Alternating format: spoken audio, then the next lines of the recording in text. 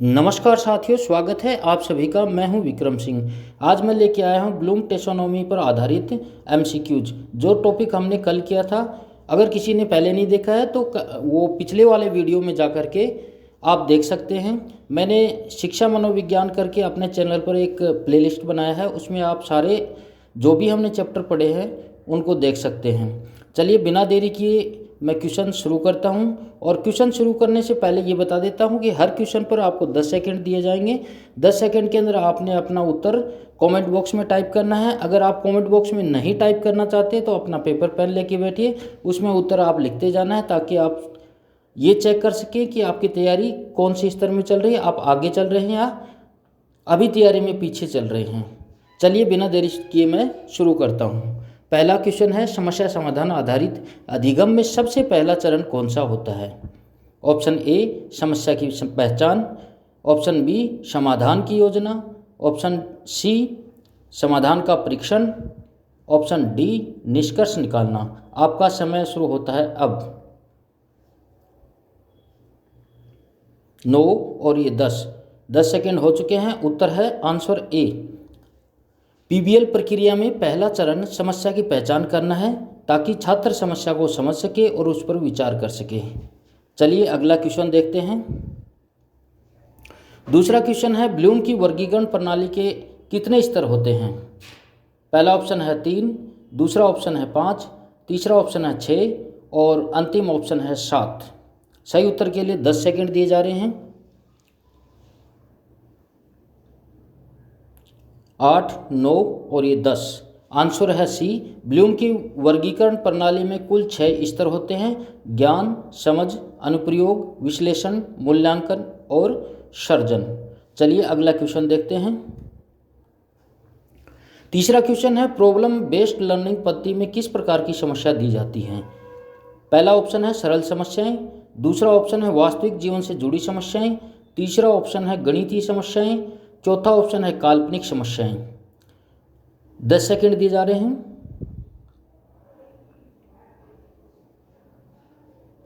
9 और ये 10। उत्तर आपके सामने है और आंसर होगा बी। पीबीएल में वास्तविक जीवन की समस्याएं दी जाती हैं ताकि छात्र व्यवहारिक समाधान विकसित कर सके। चलिए अगला क्वेश्चन देखते हैं। चौथा क्वेश्चन है, ब्लूम की वर्गीकरण प्रणाली का उपयोग मुख्यतः किसके लिए किया जाता है? पहला ऑप्शन है शिक्षण रणनीतियों को विकसित करने के लिए, दूसरा ऑप्शन है खेल के नियम बनाने के लिए, तीसरा ऑप्शन है राजनीतिक निर्णय लेने के लिए और चौथा ऑप्शन है केवल वैज्ञानिक अनुसंधान के लिए। सही उत्तर के लिए 10 सेकंड दिया जा रहा है।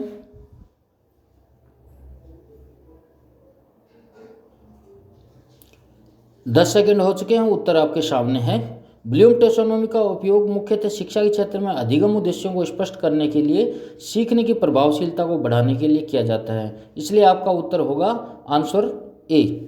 चलिए अगला क्वेश्चन देखते हैं।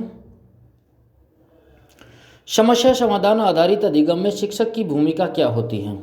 केवल व्याख्यान देना, छात्रों को मार्गदर्शन देना और समर्थन करना, छात्रों के लिए समाधान खोजना और अंतिम ऑप्शन है परीक्षा आयोजित करवाना। सही उत्तर के लिए 10 सेकंड दे दिया है।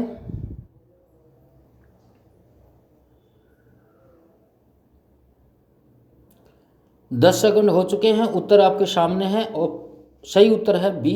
पीबीएल में शिक्षक एक सुविधादाता फैसिलिटेटर के रूप में कार्य करता है, जो छात्रों की समस्या को हल करने में मार्गदर्शन देता है। चलिए अगला क्वेश्चन देख लेते हैं।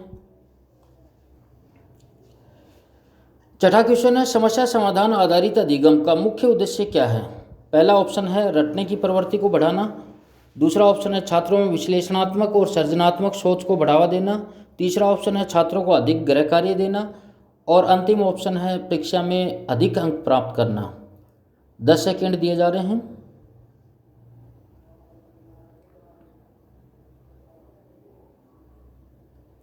10 सेकंड पूरे हो चुके हैं। सही उत्तर है बी। पीबीएल का उद्देश्य छात्रों को तार्किक, विश्लेषणात्मक और रचनात्मक सोच विकसित करना है। चलिए अगला क्वेश्चन देख लेते हैं। अगला क्वेश्चन है, यदि एक छात्र को जल संकट से संबंधित समस्या दी जाती है तो उसे सबसे पहले क्या करना चाहिए? ऑप्शन ए समस्या का समाधान तुरंत लिखना, ऑप्शन बी समस्या के संभावित कारणों का अध्ययन करना, ऑप्शन सी इंटरनेट से सीधे उत्तर कॉपी करना और ऑप्शन डी शिक्षक से उत्तर मांगना। सही उत्तर के लिए 10 सेकंड दिया जा रहा है।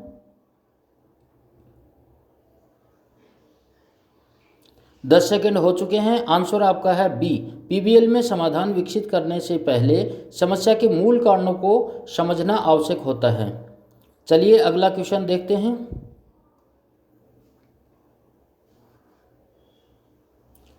यदि किसी शहर में यातायात की समस्या बढ़ रही है तो पीबीएल के तहत छात्र क्या कर सकते हैं? पहला ऑप्शन है समस्या के मुख्य कारणों का विश्लेषण करना, दूसरा ऑप्शन है सिर्फ सरकार को दोष देना, तीसरा ऑप्शन है समस्या की अनदेखी करना, चौथा ऑप्शन है सिर्फ रिपोर्ट तैयार करना। सही उत्तर के लिए 10 सेकंड दे दिया गया है अभी।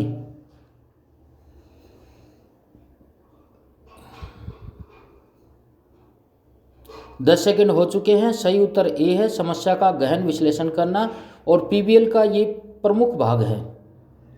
चलिए अगला क्वेश्चन देखते हैं। किसी समस्या को हल करने के लिए डेटा और तथ्यों का उपयोग क्यों किया जाता है? पहला ऑप्शन है ताकि बिना तर्क के समाधान दिया जा सके, दूसरा ऑप्शन है समस्या की गहरी समझ विकसित करने के लिए, तीसरा ऑप्शन है समस्या और अधिक जटिल बनाने के लिए, या फिर केवल अंक प्राप्त करने के लिए। सही उत्तर के लिए 10 सेकंड दिया।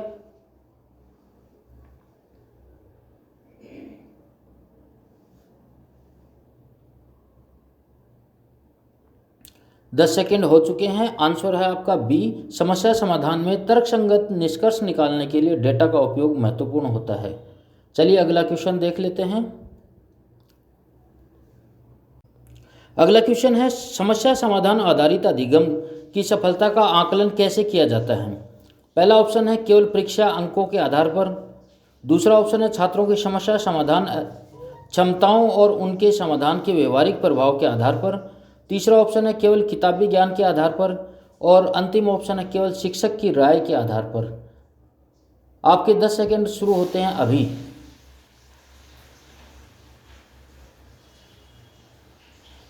दस सेकंड खत्म हो गए। उत्तर आपके सामने है। आंसर है बी।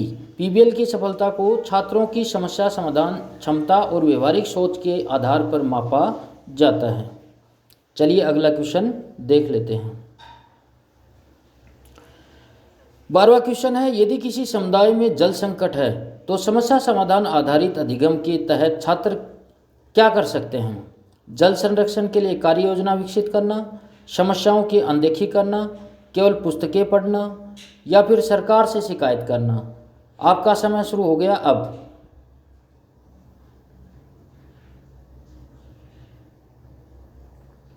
दस सेकंड खत्म हो चुके हैं। आंसर सही है ए। पीबीएल छात्रों को समाधान विकसित करने के लिए प्रेरित करता है। अगला चलते हैं। 13वां क्वेश्चन है पीबीएल के तहत तकनीक का उपयोग कैसे किया जाता है? पहला ऑप्शन है केवल मनोरंजन के लिए, दूसरा ऑप्शन है समस्या के समाधान के लिए शोध और विश्लेषण करने के लिए, तीसरा है केवल परीक्षा की तैयारी के लिए, या फिर अंतिम ऑप्शन है बिना किसी उद्देश्य के इंटरनेट का उपयोग करने के लिए। आपका समय शुरू हो गया है अब। 8, 9 और ये 10।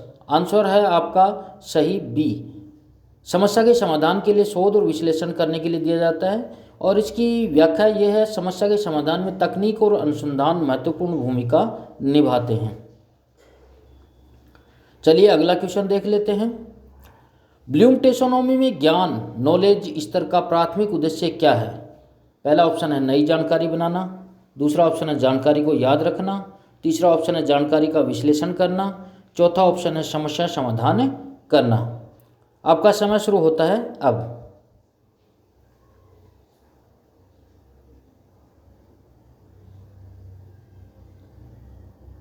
8, 9 और ये 10।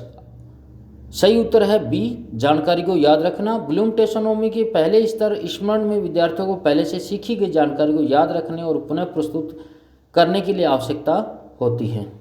चलिए अगला क्वेश्चन देखते हैं। निम्नलिखित में से कौन सा उदाहरण समझ स्तर को प्रदर्शित करता है? पहला ऑप्शन है किसी विषय को अपनी भाषा में समझना। दूसरा ऑप्शन है एक नए सिद्धांत का निर्माण करना। तीसरा ऑप्शन है किसी प्रक्रिया को लागू करना। चौथा ऑप्शन है विभिन्न तथ्यों की तुलना करना। आपका समय शुरू होता है अब।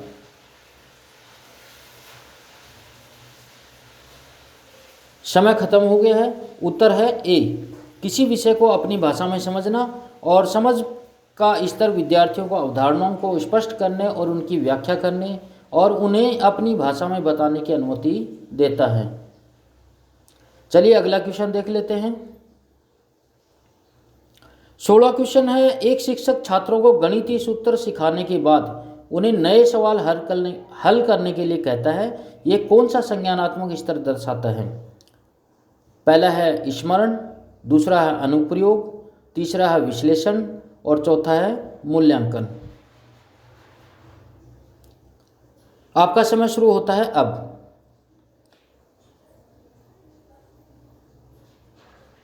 9 और ये 10। सही उत्तर है बी, अनुप्रयोग। अनुप्रयोग स्तर में विद्यार्थी सीखी हुई अवधारणाओं को नए संदर्भों में उपयोग करते हैं, जैसे कि किसी गणितीय सूत्र को नए सवालों पर लागू करना। और जैसा मैंने कल आपको बताया था कि किसी बच्चे को कमल का फूल दिखाया गया, उसको बताया गया उसके गुणों के बारे में, और फिर वो अपना अनुप्रयोग लागू करने के लिए गेंदे के फूल पे तुलना करता है, तो उसे आप संदर्भित कर सकते हैं। चलिए अगला क्वेश्चन देखते हैं। अगला क्वेश्चन है, निम्नलिखित में से कौन सी गतिविधि विश्लेषण स्तर से संबंधित है? ऑप्शन ए, एक ऐतिहासिक घटना को अपनी भाषा में समझना। ऑप्शन बी, विभिन्न राजनीतिक प्रणालियों की तुलना करना। और ऑप्शन सी, विज्ञान के एक सिद्धांत का प्रयोग करना। और ऑप्शन डी है एक रचनात्मक निबंध लिखना। आपका समय अब शुरू होता है।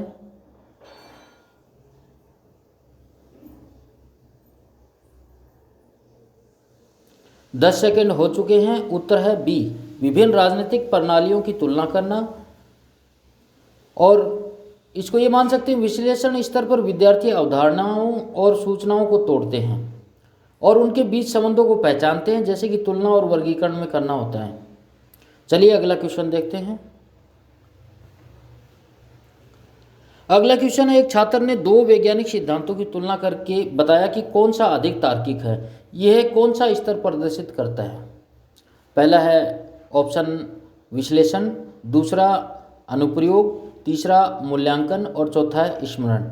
सही उत्तर के लिए 10 सेकंड दे रहा हूं।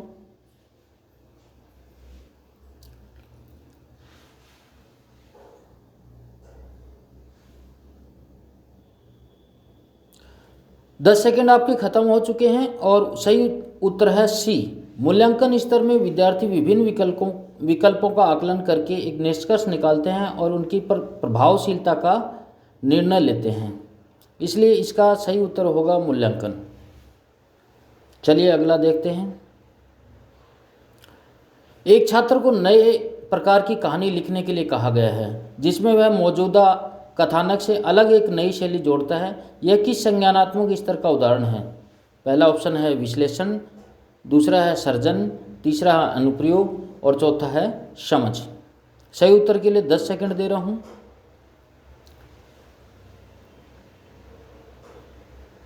दस सेकंड आपके खत्म हो चुके हैं। सही उत्तर है बी, सर्जन करना। और सर्जन स्तर विद्यार्थी के नए विचार उत्पन्न करते, नए रचनाएं बनाते हैं और समस्याओं का नए समाधान विकसित करते हैं। चलिए अगला क्वेश्चन देख लेते हैं। एक इंजीनियर एक नए प्रकार का जल निस्पंदन उपकरण डिजाइन करता है जो कम लागत में अधिक प्रभावी है। यह ब्लूम टैक्सोनॉमी के किस स्तर का उदाहरण है? ऑप्शन ए मूल्यांकन, ऑप्शन बी सर्जन, ऑप्शन सी विश्लेषण और ऑप्शन डी अनुप्रयोग। सही उत्तर के लिए आपको 10 सेकंड दिया जा रहा है।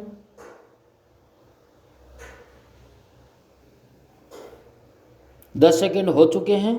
सही उत्तर है बी, सर्जन। सर्जन स्तर पर विद्यार्थी मौजूदा ज्ञान का उपयोग करके कुछ नया विकसित करते हैं, जैसे कि नई मशीनें, नई अवधारणाएं और नए उत्पाद। आज के लिए इतना काफ़ी है। कल मैं आपको जल्द ही दूसरा टॉपिक लेके आ रहा हूँ, प्रेरणा। और ये वीडियो आपको अच्छा लगे तो अपने जान पहचान वालों के साथ शेयर करें, अधिक से अधिक शेयर करें, लाइक करें और कमेंट बॉक्स में अपना सुझाव ज़रूर डालें। धन्यवाद साथियों।